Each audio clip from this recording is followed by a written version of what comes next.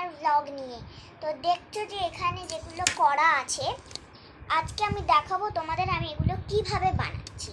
এটা আমি বানাচ্ছি সুপার ক্লে দিয়ে, যেগুলো দিয়ে অনেক কিছু তোমরা দেখেছো বানাতে।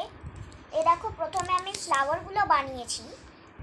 গোল এরকম একটা চাকতি নেওয়া হয়েছে, তার মধ্যে তো আমি এখানে একটা গোল এরকম চাকতি নিয়েছি, সেটার মধ্যে এরকম দাগ কাটা হয়। দাগ কাটার পর এরকম করে ফ্লাওয়ার করা হয় ক্লে দিয়ে, যেখানে তোমরা দেখতেই পাচ্ছ যেখানে দুটো ফ্লাওয়ার অলরেডি করা হয়েছে। তো তারপর এখানে এই দুটো কালার দিয়ে এই রকম করা হয়। তোমরা দেখছো অনেকটা হয়ে গেছে, এবার দেখাবো আমি বাকিটা কিভাবে করি। তো চলো স্টার্ট করা যাক। আমি এখানে যেহেতু হোয়াইট দিয়েছি ওই জন্য আমি পার্পল দেব। এই গ্লুটা দেব করে নিয়ে।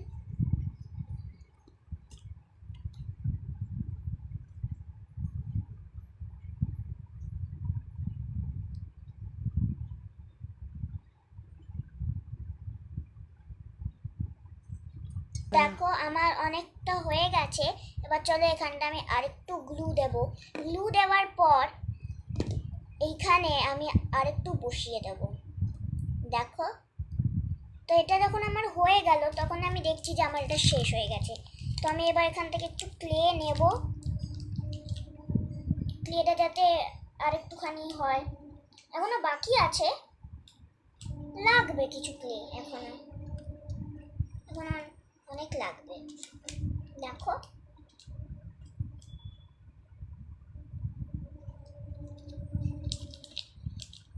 এখানে আমি একটা ক্লে, হোয়াইট ক্লে বানালাম।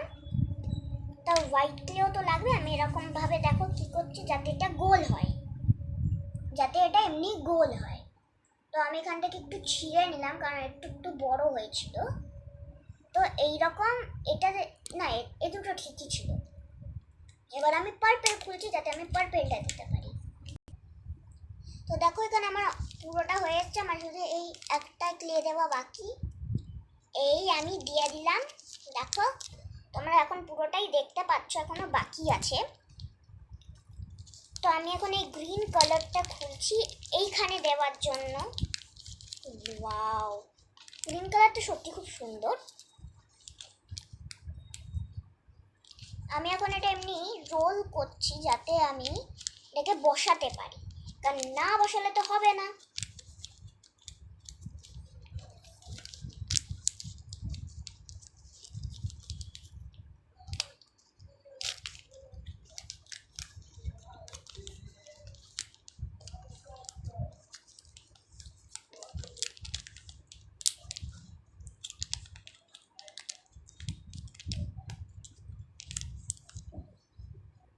তো আমার এখানে এটা শেষ হয়ে গেছে। আমি এখন এখানে দিচ্ছি এই গ্রিনটা, কারণ এটা আমার শেষ হয়ে গেছিলো।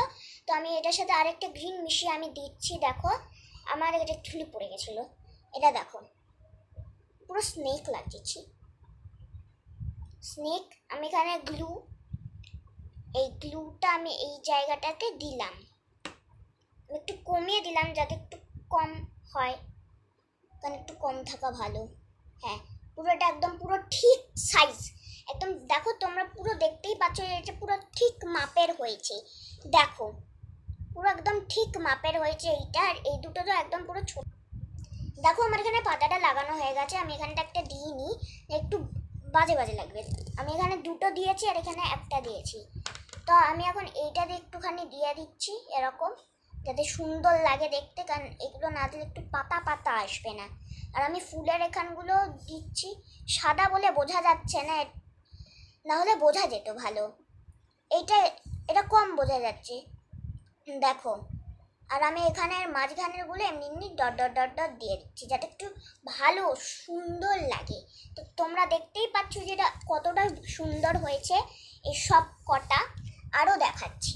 এখানে একটা, দেখো এইখানে একটা লাল, আর এইখানে একটা আছে। দেখো, আমি এই কটা বানিয়েছি, কেমন হয়েছে।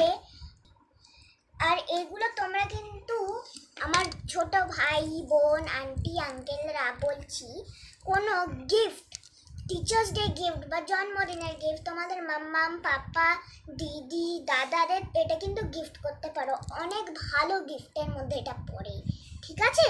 তোমরা এটাকে স্ট্যান্ডও করতে পারো, এটাকে ম্যাগনেটও করতে পারো। আমি এখানে ম্যাগনেট দিচ্ছি, তো আমি এখানে এইখানটা ম্যাগনেটটা দেবো, একটা এইখানে, যাতে একদম সেটে থাকে।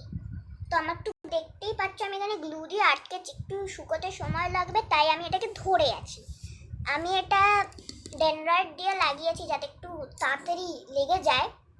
ম্যাগনেটটা তোমরা কোনো স্টিলের আলমারিতে কোথাও একটা জায়গায় লাগাতে পারো। দেখো এটা কেমন হয়েছে, এটা হচ্ছে আমার ফাইনাল রেজাল্ট এইগুলোর। ম্যাগনেট আর এখানে হ্যাপি টিচার্স ডে বলে লেখা, যেটা তোমরা দেখতে পাচ্ছ। টাটা।